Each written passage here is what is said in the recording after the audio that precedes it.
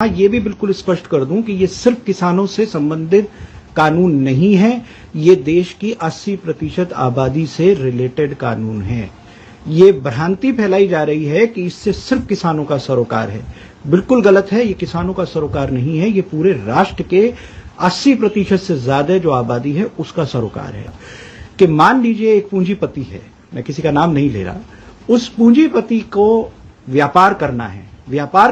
भारत का जो कुल खुदरा बाजार है, उस खुदरा बाजार की जो कुल मिला के जो उसका जो साइज है वो लगभग 12,000 अरब की कुल व्यवस्था है। अब इस व्यवस्था के ऊपर अगर किसी की आंख गड़ गई है, किसी पूंजीपति की, तो वो उसको लेना चाहता है। और ये इतना बड़ा बाजार है जो कि दुनिया का सबसे बड़ा बाजार है, लिहाजा जो दुनिया की और बड़ी कंपनीज हैं उनकी भी नजर इसके ऊपर है।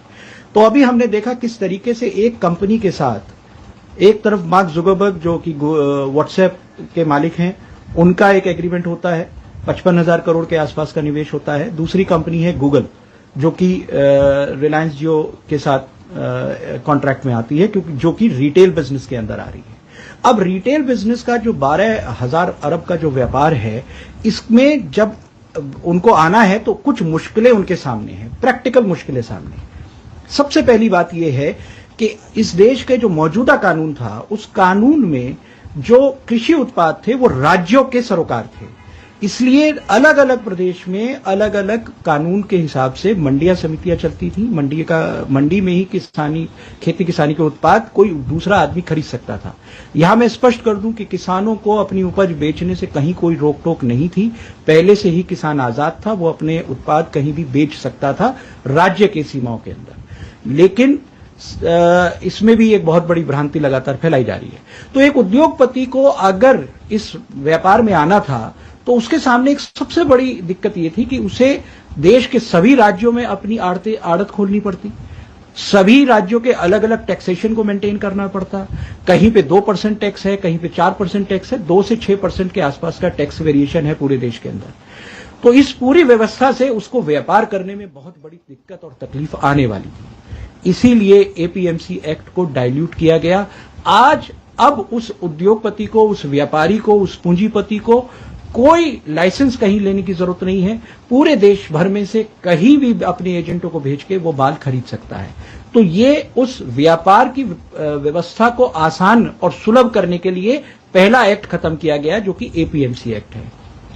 अब जब उस व्यापारी ने माल खरीदना शुरू किया, तो जब उसने माल खरीदा है तो अब उसकी जो दूसरी दिक्कत है वो ये है कि मान लीजिए वो एक सीमा से अधिक माल का स्टोरेज करता है, क्योंकि जब माल पूरे देश में खरीदेगा तो स्टोरेज कैपेसिटी बढ़ेगी। तो उस स्टोरेज कैपेसिटी को वो बढ़ा नहीं सकता, क्योंकि जो उस अभी तक के जो देश के कानून थे वो जमाखोरी के खिलाफ थे, आप जमाखोरी नहीं कर सकते थे।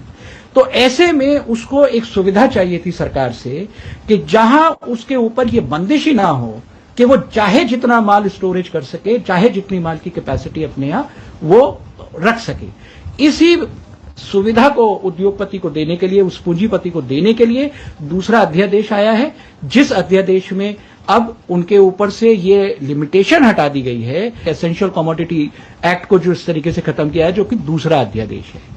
अब जो उद्योगपति है, जो पूंजीपति है, वो चाहे 1 है या 50 है, हमें इससे सरोकार नहीं है, लेकिन उन पूंजीपतियों ने सबसे पहले उनको ये सुविधा दी गई कि पूरे देश में कहीं से माल खरीद सके। दूसरी सुविधा उन्हें दी गई कि जब वो माल खरीद रहे हैं तो उसको स्टोरेज कर सकें। इन दोनों के लिए 2 नए कानून हो गए। अब तीसरी परेशानी जो उद्योगपति के सामने है वो ये है कि जब उसके पास भारत का 12,000 अरब का पूरा खुदरा व्यापार के ऊपर उसकी नजर है, तो वो देखता है कि मुझे देश भर में कौन से वैरायटी का गेहूं चाहिए, कौन सी वैरायटी का मुझे चावल चाहिए, कौन सी वैरायटी की दाल की सबसे ज्यादा डिमांड है। आज की स्थिति में जो भारत का आम किसान है वो अपनी मर्जी के मुताबिक अपने यहां अपनी क्षेत्रीय आधार पर अपनी फसलों को उगाता है। वो व्यवस्था उस व्यापारी के लिए ठीक नहीं है। तो किसान अपने खेत में क्या बोएगा, इस बात को लागू करने के लिए अब तीसरा अध्यादेश आया है, जो कि कॉन्ट्रैक्ट फार्मिंग के शेप में हमारे सामने है, जहां किसान को एक तरीके से ये बाध्य किया जाएगा कि वो कौन सी फसल बोए, किस तरीके का उत्पाद पैदा करे, कितनी फसल को पैदा करे। तो ये तीनों के तीनों अध्यादेश, इनका किसान से कोई लेना देना नहीं है। ये किसान को बर्बाद करेंगे और ये उद्योगपतियों के लिए, पूंजीपतियों के लिए एक नई बाजार की जो व्यवस्था है, जो नया वर्ल्ड ऑर्डर आ रहा है पोस्ट कोरोना, इसमें वो कैसे इस बड़े व्यापार को, दुनिया के सबसे बड़े व्यापार में उनकी हिस्सेदारी बड़ी कैसे हो, ये इसलिए ये सारे के सारे अध्यादेश आए हैं।